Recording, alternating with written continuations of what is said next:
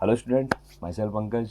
IB board classes में आपका स्वागत है। सो स्टूडेंट इस चैनल पे आपको आईबी, आईसीएससी और आईएससी बोर्ड की जो साइंस है उससे रिलेटेड आपको वीडियो मिलेगी। देन अपन बात करते हैं सबसे पहले cell, the structural and functional unit of life. ठीक है स्टूडेंट, तो देखिए स्टूडेंट, आईसीएससी बोर्ड का जो क्लास 10th है उसका ये पहला चैप्टर है। और भले ये कौन सा चैप्टर आपका फर्स्ट चैप्टर, तो student ICSC board class 10th का ये फर्स्ट चैप्टर है, cell, the structure and functional unit of life. देखिए स्टूडेंट, किसी भी टॉपिक को समझने से पहले आपको उसके बेसिक्स को जानना बहुत ज़रूरी है। ठीक है स्टूडेंट, अगर आपको पूरा का पूरा अगर बायोलॉजी अगर आपको समझना है तो उसके लिए आपको कहीं ना कहीं पहले आपको बेसिक को जानना पड़ेगा। और अपनी जो ह्यूमन बॉडी है या अपने जो भी ऑर्गेनिज्म है, चाहे वो प्लांट हो, चाहे वो एनिमल्स हो या वो माइक्रो ऑर्गेनिज्म हो, इन सभी का जो बॉडी स्ट्रक्चर है वो बेटा किससे बना हुआ है आपका। ये जो कंप्लीट बॉडी स्ट्रक्चर है वो आपका एक पर्टिकुलर यूनिट से बना हुआ है जिसे अपन लोग बोलते हैं सेल। तो what is the cell? Cell is the structural and functional unit of life. So मतलब क्या है इसका? तो स्टूडेंट देखिए, इसका मतलब है कि जो पर्टिकुलर जो सेल है आपका वो क्या करता है। सेल जो होता है वो किसी भी ऑर्गेनिज्म का एक पर्टिकुलर स्ट्रक्चर को तैयार करता है, एक स्ट्रक्चर का फॉर्मेशन करता है, एंड उससे रिलेटेड जितने भी फंक्शन होते हैं उनको भी क्या करता है, कंप्लीट करता है। तो यहाँ पर अपन लोग देख सकते हैं इसका जो आपका कुछ पार्ट है वो स्टूडेंट आपने 9th क्लास में भी पढ़ा है।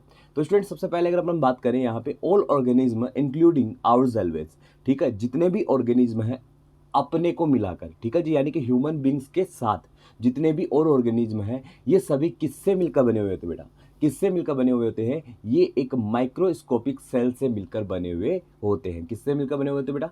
माइक्रोस्कोपिक सेल से मिलकर बने हुए होते हैं। These cells perform activities which contribute to the overall task of an individual. तो विच मीन्स, तो इसका मतलब क्या है स्टूडेंट? जो ये सेल्स होती हैं वो डिफरेंट डिफरेंट एक्टिविटीज़ को क्या करती है, कंप्लीट करती है। और जितने भी इंडिविजुअल यानी कोई भी ऑर्गेनिज्म जो भी अपनी लाइफ में टास्क करता है उस टास्क को कंप्लीट करने के लिए आपका कौन काम में आती है बेटा? सेल काम में आती है। कौन काम में आती है बेटा? सेल काम में आती है। It is also to note that every organism start its life as a single cell. ठीक है जी, तो जितने भी ऑर्गेनिज्म है, अगर अपन लोग ऑर्गेनिज्म के इवोल्यूशन की बात करें तो बेटा सबसे पहले जो इस अर्थ पे जो ऑर्गेनिज्म, जिस ऑर्गेनिज्म का ओरिजिन हुआ था वो बेसिकली क्या था बेटा? एसेलुलर था। कैसा था बेटा? एसेलुलर। और उसके बाद क्या आया? उसके बाद एक सेलुलर जो ऑर्गेनिज्म है उसका फॉर्मेशन हुआ। और जो ये सेलुलर ऑर्गेनिज्म है ये बेसिकली कौन था? ये यूनिसेलुलर था। ठीक है, तो इसका मतलब क्या है कि जितने भी ऑर्गेनिज्म हैं उनका जो स्टार्टअप है बेटा वो किससे होता है? एक पर्टिकुलर सिंगल सेल से होता है। अब सर इसको कैसे अपन लोग इसको एग्जाम्पल, जितने भी ऑर्गेनिज्म है उनका फॉर्मेशन किससे होता है? तो अपन सब बात कर रहे हैं कि उनका फॉर्मेशन किससे होता है स्टूडेंट? उनका फॉर्मेशन बेसिकली एक सिंगल यूनिट यानी कि सेल से होता है। तो अपन इसको कैसे समझ सकते हैं बेटा? तो इसको समझने के लिए अपन लोग इस तरीके, जैसे मान लीजिए अपन लोग सब जानते हैं कि जो ह्यूमन बीइंग है उनमें क्या चलता है? सेक्सुअल रिप्रोडक्शन चलता है। तो ये क्या है? ह्यूमन बीइंग का स्पर्म है। ठीक है, ये तो क्या हो गया? स्पर्म। देन ये क्या है बेटा? ये है ओवम। ये क्या है? ओवम। जब ये दोनों आपस में क्या करेंगे? फर्टिलाइज करेंगे तो एक डिप्लॉइड सेल का फॉर्मेशन होगा। क्या होगा बेटा? एक डिप्लॉइड सेल का फॉर्मेशन होगा। और इस डिप्लॉइड सेल को अपन लोग क्या बोलते हैं बेटा? जाइगोट। क्या बोलते हैं? जाइगोट। तो बेटा यहाँ पर आप लोग देख पा रहे हो कि जो आपका एक पर्टिकुलर सिंगल सेल है जो जिसे अपन लोग क्या बोल रहे हैं? जाइगोट बोल रहे हैं। क्या बोल रहे हैं बेटा? जाइगोट। ये जाइगोट फिर आगे डेवलप होकर, या अपन बोल सकते हैं कि ये आगे ग्रोथ करके किसका फॉर्मेशन करेगा बेटा? यहाँ पे ये करेगा एम्ब्रियो का फॉर्मेशन। और फिर जो एम्ब्रियो है वो किस में कन्वर्ट हो जाएगा बेटा? फीटस में। किस में कन्वर्ट हो जाएगा? फीटस में। तो इससे अपन को ये समझ में आया कि एक सिंगल सेल जो आपकी डिप्लॉइड जाइगोट है उससे एक कंप्लीट ह्यूमन का फॉर्मेशन होता है या एक कंप्लीट ऑर्गेनिज्म का फॉर्मेशन होता है। अगर अपन बैक्टीरिया की बात करें बेटा, बैक्टीरिया तो खुद ही क्या है? सिंगल सेल ऑर्गेनिज्म है। क्या है बेटा? Single cell organism. अगर अपन प्रोटिस्ट की बात करते हैं तो बेटा प्रोटिस्ट भी क्या है, आपका सिंगल सेल ऑर्गेनिज्म है। और इसके बाद क्या होता है, मल्टी सेलुलर ऑर्गेनिज्म जो होते हैं वो शुरू हो जाते हैं। तो जो ये मल्टी सेलुलर ऑर्गेनिज्म, ये जो हायर ऑर्गेनिज्म है, चाहे वो प्लांट हो चाहे वो एनिमल हो, इनका फॉर्मेशन बेटा किससे हुआ है, इनका फॉर्मेशन जो है वो ओनली फॉर आपका एक सिंगल सेल से हुआ है। अब वो चाहे कोई भी हो सकता है, आपका ऑर्गेनिज्म छोटे से छोटा एक आपका प्लांट हो सकता है, बड़े से बड़ी वेल हो सकती है, इन सब का फॉर्मेशन एक सिंगल सेल से हुआ है। The same cell undergoes repeated division. अब अभी मैंने बताया आपको कि ये जो सेल होती है, जो सिंगल सेल होती है, वो लगातार क्या करती है, डिवीजन करती है। ठीक है जी, डिवीजन कैसा बेटा, माइटोटिक डिवीजन यहाँ पर लगातार ये क्या करेगी, कंटिन्यूअसली करेगी। अगर मैं बात करूँ, जैसे मान लीजिए ये डिप्लॉइड सेल था, अब ये डिप्लॉइड सेल क्या करेगा, यहाँ पर लगातार माइटोटिक डिवीजन करेगा। तो एक से कितना बन गया, दो, दो से कितना, टू से कितना बन जाएगा बेटा, फोर बन जाएगा, फोर से कितना बन जाएगा बेटा, इस तरीके से 8। ठीक है जी, तो 2 से 4, 4 से 8, 16, 32, ऐसे क्या होगा, सेल्स जो होंगी वो लगातार डिवाइड होती रहेंगी और एक मल्टी सेलुलर स्ट्रक्चर का फॉर्मेशन हो जाएगा। ठीक है जी, तो यहाँ पर क्या देखने को मिल रहा है, the same cells undergoes repeated divisions to give rise to a large number या लार्ज मास ऑफ सेल्स। तो इस तरीके से क्या होता है, जो आपकी सेल है वो डिवाइड करेगी, वो रिपीटेड डिवीजन करेगी, जिसके कारण वहाँ पर एक सेल का गुच्छा बन जाएगा, इस सेल का एक बड़ा स्ट्रक्चर आपका फॉर्म हो जाएगा। Further the cell get specialised for various task such as those of giving support, producing digestive enzyme and carrying out photosynthesis. अब ये जो सेल्स का जो क्या होता है, कंप्लीटली ग्रुप होता है, वो एक स्पेशल स्ट्रक्चर का फॉर्मेशन करता है ताकि एक पर्टिकुलर फंक्शन को कंप्लीट किया जा सके। कंप्लीट करने का मतलब बेसिकली यहाँ पर पर्टिकुलर फंक्शन क्या, सपोर्ट है, जैसे कि आपका सपोर्ट है डाइजेस्टिव एंजाइम को प्रोड्यूस करने के लिए, फोटोसिंथेसिस को कंप्लीट करने के लिए आपका वो क्या कर लेगा, कुछ स्ट्रक्चर का, जैसे कि क्लोरोप्लास्ट बन जाएंगे। स्टूडेंट, अगर अपन बात करें सेल के बारे में तो व्हाट इज द सेल, ठीक है। तो स्टूडेंट, what is the mean of cells, या अपन बात कर सकते हैं कि what is the cell. Cell is the basic unit of life. तो सबसे पहला पॉइंट स्टूडेंट यहाँ पर आपको दिमाग में रखना है कि जो पर्टिकुलर जो सेल्स आपका या पर्टिकुलर जो सेल है वो क्या होता है, वो किसी भी लिविंग ऑर्गेनिज्म की एक बेसिक यूनिट होती है। बिकॉज आपका जो कंप्लीट जो आपका बॉडी स्ट्रक्चर है वो बेटा किससे मिलकर बना हुआ है, सेल से मिलकर बना हुआ है। अपने ट्रिलियंस ऑफ सेल्स जो है वो अपनी बॉडी में देखने को मिलती है। वेरियस टाइप ऑफ सेल्स जो होते हैं वो मल्टी सेलुलर ऑर्गेनिज्म होते हैं उनके अंदर देखने को मिलता है। बट कुछ सिंगल सेल ऑर्गेनिज्म भी होते हैं जिसमें सिर्फ एक ही सेल देखने को मिलेगा जो कंप्लीट स्ट्रक्चर भी बनाएगा और साथ में कुछ पर्टिकुलर फंक्शन भी करेगा। सेकेंड पॉइंट आपका है, ये क्या होता है, it is a functional and structural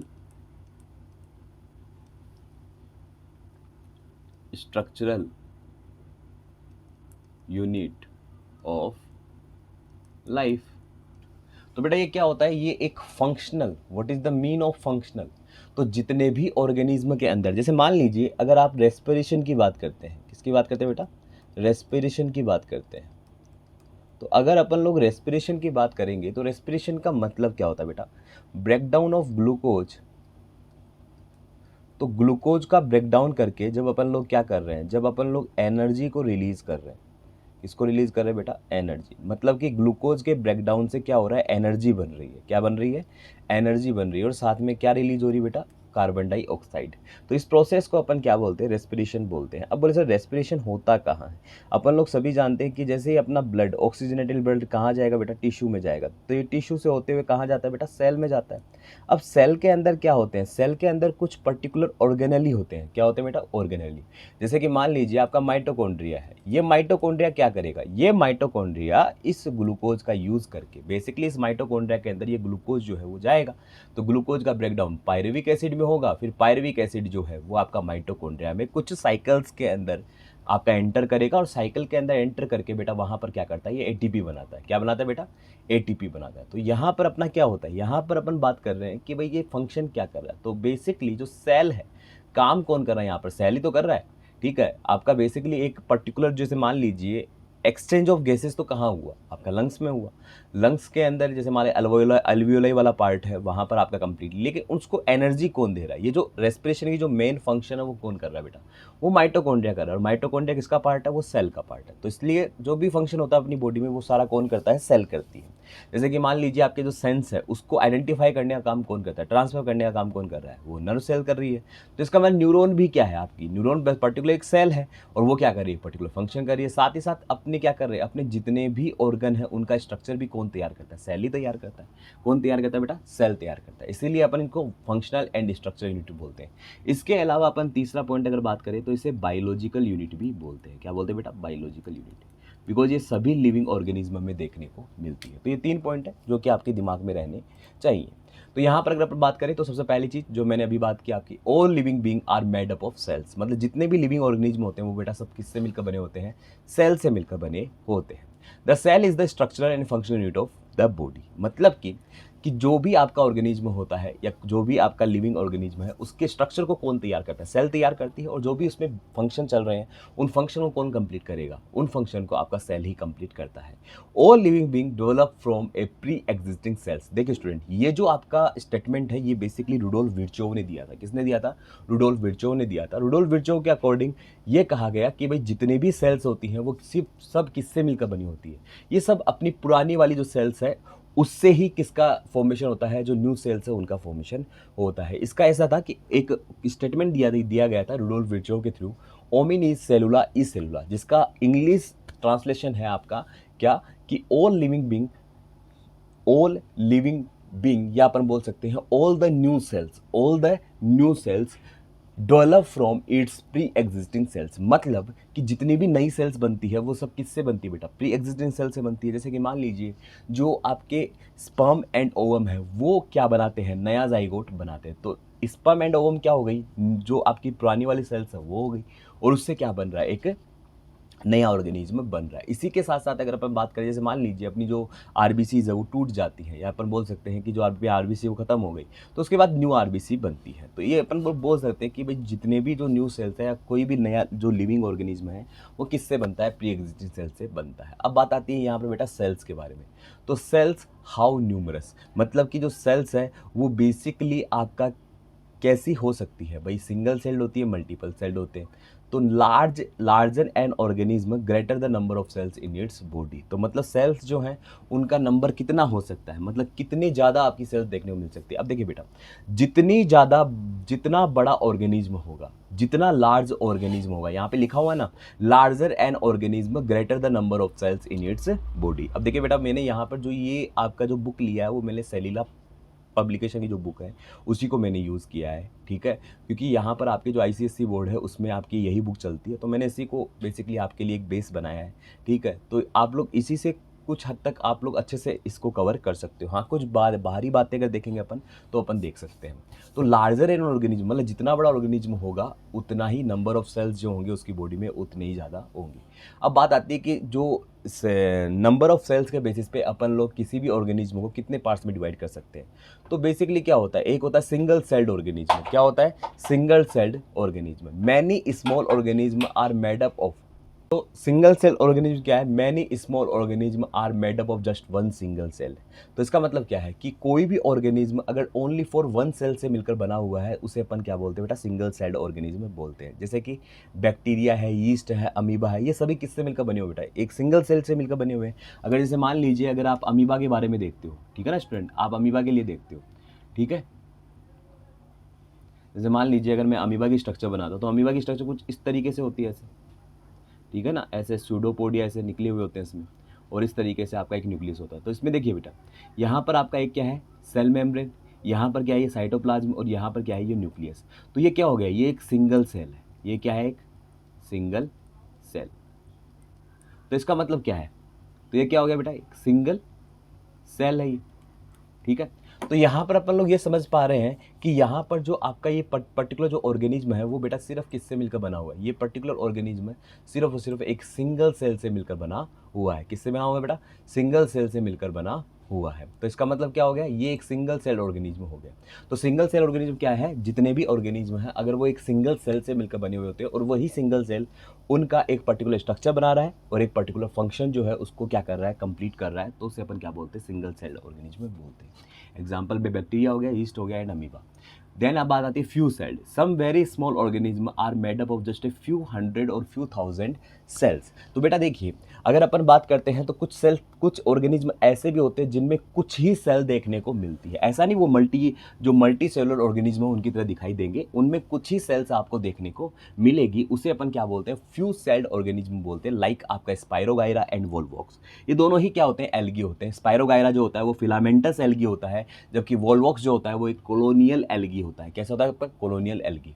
multi celled, अब मल्टी सेलुलर ऑर्गेनिज्म क्या है, those organism which is made up of multiple of cells, मतलब ऐसे ऑर्गेनिज्म जिनका formation millions and billions of cell से हुआ है, या अपन बोल सकते हैं कि जो आपके वो ऑर्गेनिज्म है वो किससे बने बेटा, these organism are made up of millions and billions of cells is called multi celled organism. अब एग्जांपल क्या है, ह्यूमन है, मैंगो। अब लाइक आप इसको तो आप ही खुद देख सकते हो, जितने भी आपके हायर ऑर्गेनिज्म है वो सब किस में आते हैं बेटा, मल्टीपल या मल्टी सेलुलर ऑर्गेनिज्म में ही आते हैं। अब बात आती है सेल के बारे में। तो सेल कितनी छोटी हो सकती है, कितनी बड़ी हो सकती है। Cells are very small and can be seen only with a microscope. तो सेल्स जो होती हैं वो काफ़ी छोटी होती हैं और ये किससे दिखाई देगी, सिर्फ आपको एक माइक्रोस्कोप से दिखाई देती है। Smallest cell are certain bacteria and red blood cell in the human body. तो नेक्स्ट अगर अपन बात करें कि भाई स्मॉलेस्ट सेल अपन किसको कह सकते हैं, तो अगर अपन लोग ह्यूमन के केस में देखें तो ह्यूमन के केस में अगर अपन मेल एंड फीमेल को देखते हैं बेटा, तो वहाँ पर आपकी जो आरबीसी होती है उसको अपन लोग क्या मान रहे हैं, स्मॉलेस्ट सेल मान रहे हैं। बट अगर अपन लोग मेल एंड फीमेल को अलग कर दें तो वहाँ पर मेल जो है आपका, उसके अंदर क्या होता है बेटा, इसके अंदर आपका स्पर्म जो है स्मॉलेस्ट सेल होता है। क्या होता है, स्मॉलेस्ट सेल। एंड जो लार्जेस्ट सेल है उसे अपन लोग बोल सकते हैं, बिगेस्ट सेल जो होती है उसे अपन बोलते हैं ओवम। ठीक है स्टूडेंट, कुछ बातें यहाँ पे आपको थोड़ा सा अलग से नोट कर लेनी है क्योंकि यहाँ पर वो चीज़ें आपको नहीं बताई गई। सो स्टूडेंट, अगर अपन बात करें यहाँ पर थोड़ा सा कि भाई जो आपका सेल है, तो बेटा स्मॉलेस्ट सेल, तो स्मॉलेस्ट सेल क्या है, तो smallest cell, world smallest cell, सबसे छोटी वर्ल्ड स्मॉलेस्ट सेल है बेटा PPLO। क्या है बेटा, PPLO। ये PPLO का मतलब क्या होता है, प्लूरो न्यूमोनिया लाइक ऑर्गेनिज्म। बेटा ये क्या होता है, ये एक माइकोप्लाज्मा होते हैं। क्या होते हैं बेटा, एक माइकोप्लाज्मा। तो वर्ल्ड स्मॉलेस्ट सेल जो है वो बेटा किसे कहते हैं अपन, PPLO। एंड देन सबसे लार्जेस्ट, जो सबसे बड़ी सेल है वो अपन सभी जानते हैं, लार्जेस्ट सेल जो है वो बेटा क्या है आपका, ऑस्ट्रिच एग। क्या है, ऑस्ट्रिच एग। ठीक है, इसके अलावा अगर अपन बात करें तो ह्यूमन की बात करूँ, अगर मैं इसकी बात करता हूँ बेटा ह्यूमन की, तो ह्यूमन में कौन है, ह्यूमन में आपके यहाँ पर आ जाते हैं जैसे कि आपका रेड ब्लड सेल स्मॉलेस्ट में आ जाती हैं। लेकिन अगर अपन मेल की बात करें तो मेल को लेकर अगर अपन बात करें तो बेटा यहाँ पर आ जाएगा क्या, स्पर्म। क्या आ जाएगा, स्पर्म।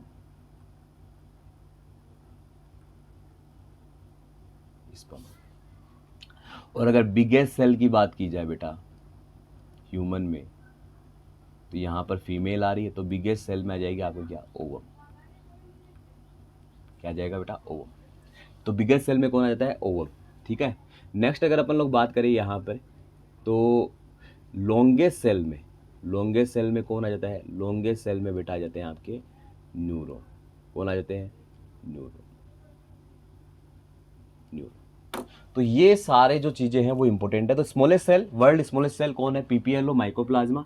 लार्जेस्ट सेल कौन सी, ऑस्ट्रिच एग। ह्यूमन बीइंग के अंदर अगर अपन स्मॉलेस्ट सेल की बात करें तो रेड ब्लड सेल। और अगर वैसे मेल की बात करें तो स्पर्म सेल है। और बिगेस्ट सेल की बात करें तो ओवम है। लॉन्गेस्ट सेल कौन सी बेटा, लॉन्गेस्ट सेल आपकी न्यूरॉन। क्या है, न्यूरॉन। ठीक है, तो यहाँ पर बता रखा है कि जो smallest cell are certain bacteria, red blood cell in the human body. Longest cell are the nerve cell. तो लॉन्गेस्ट सेल कौन सी होती है आपकी? नर्व सेल जो है वो लॉन्गेस्ट सेल है। लार्जेस्ट सेल यानी कि बिगर सेल जो आपकी है वो कौन सी है? बर्ड एग यानी कि जो आपका ऑस्ट्रिच एग है उसका जो येलो स्फीयर पार्ट होता है वो बेसिकली क्या होता है? काफ़ी बड़ा होता है, तो इसलिए इसको लार्जेस्ट सेल कहा जाता है। Before development begin in it is the largest single cell of the living world today. तो बेसिकली अभी तक का जो सबसे लार्जेस्ट जो सिंगल सेल है वो क्या है? आपका ऑस्ट्रिच एग है। जो इसके अंदर जो एक वाइट एल्बुमिन पार्ट होता है एग का और एग सेल होता है वो इसके एक्स्ट्रा पार्ट होते हैं, बाकी जो सेल वाला पार्ट है वो अंदर वाला पार्ट होता है। An average size adult human constitute approximately. देखिए भाई यहाँ पर एवरेज साइज एडल्ट ह्यूमन के लिए क्या बताया गया है? 1000 million cells in the whole body. तो बेसिकली आपके जो 1000 मिलियंस ऑफ सेल्स हैं वो अपनी बॉडी में देखने को मिलती है। 10,000 मिलियन नर्व सेल जो होती हैं वो अपने ब्रेन कॉर्टेक्स में देखने को मिलती है। 25 मिलियन रेड ब्लड सेल्स जो हैं वो आपकी किस में देखने को मिलती है? बॉडी में मिलती है। 30,000 मिलियन वाइट ब्लड सेल जो होती है वो अपनी बॉडी में देखने को मिलती है। ठीक है जी। सेल सेप, अब बात आती है सेल सेप कैसी कैसी होती है, स्ट्रक्चर कैसी कैसी होती है। तो ह्यूमन रेड ब्लड सेल की अगर आप बेटा देखोगे तो इसकी जो स्ट्रक्चर है वो सर्कुलर या अपन बोल सकते हैं बाइकॉनकेव होती है। ठीक है। अब इसके बाइकॉनकेव स्ट्रक्चर क्यों होती है? ताकि इसके अंदर क्या हो सके, इसके अंदर न्यूक्लियस प्रेजेंट नहीं होता और न्यूक्लियस प्रेजेंट ना होने के कारण ज़्यादा से ज़्यादा हीमोग्लोबिन के जो मॉलिक्यूल्स होते हैं वो अंदर प्रेजेंट होते हैं, जिससे कि आपकी बॉडी में ज़्यादा से ज़्यादा अमाउंट में क्या लेके जाया जा सके? जो आपका ऑक्सीजन है उसको ट्रांसफर करवाया जा सके। वाइट ब्लड सेल जो होती है वो बेटा कैसी होती है? अमीबा लाइक होती है। जैसे हम आपने अमीबा को देखा होगा, जैसे अमीबा अपने स्यूडोपोडिया के थ्रू क्या करता है? अपना मूवमेंट करता है, वैसे ही आपकी जो वाइट ब्लड सेल्स होती है वो भी यहाँ पर क्या करती है? मूवमेंट करती है। That can squeeze out through capillary walls. इसलिए क्या हो सकता है? जो आपकी वाइट ब्लड सेल्स है अमीबा के सिमिलर क्या कर रही है? अगर वो क्या कर रही है? मूवमेंट कर रही है, तो मूवमेंट के कारण क्या हो सकता है? वो स्क्वीज करके जल्दी स्क्वीज, तो वो मूवमेंट करके क्या कर सकती है? कैपिलरीज वॉल जो है उसको उसके द्वारा बाहर निकल सकती है। नर्व सेल्स जो होते हैं वो लॉन्ग होते हैं, ये क्या करते हैं? इम्पल्स को कंडक्ट करते हैं। जो भी कोई बाहर से इंफॉर्मेशन आ रही है उसको ये क्या करते हैं? ट्रांसफर करने का काम करते हैं from distant part of the body. Like अपना हैंड है, तो हैंड से जितने भी जो आपके सेंस है उसको हैंड से अपने ब्रेन के पास कौन लेके जाएगा? आपकी नर्व सेल्स लेके जाएगी, और वहाँ से अपने हैंड के पास कौन लेके आएगा? नर्व सेल्स लेके आएगी। Guard cells of stomatal pore in the leaves are bean shaped to open and close it. जैसे कि गार्ड सेल्स होती है स्टोमेटल पोर के अंदर, वो कैसी होती है बेटा? बीन शेप्ड होती है, जो कि उसको ओपन एंड क्लोज करने के लिए हेल्प करती है। ओके स्टूडेंट, देन आज अपन ने जो इम्पोर्टेंट जो तो स्टूडेंट आज के वीडियो में अपन ने बात की जो इसके बेसिक पॉइंट है उनके बारे में। नेक्स्ट वीडियो में अपन बात करेंगे कि जो सेल है उसका स्ट्रक्चर कैसा होता है, सेल मेम्ब्रेन के बारे में बात करेंगे। इसके अलावा जो साइटोप्लाज्म है उसके बारे में बात करेंगे। इसके अलावा जो सेल ऑर्गेनेली है उसके बारे में बात करेंगे। ओके स्टूडेंट, अगर वीडियो अच्छा लगा तो वीडियो को लाइक करें, सब्सक्राइब करें, ज़्यादा से ज़्यादा चैनल को शेयर करें। Thank you and have a nice day.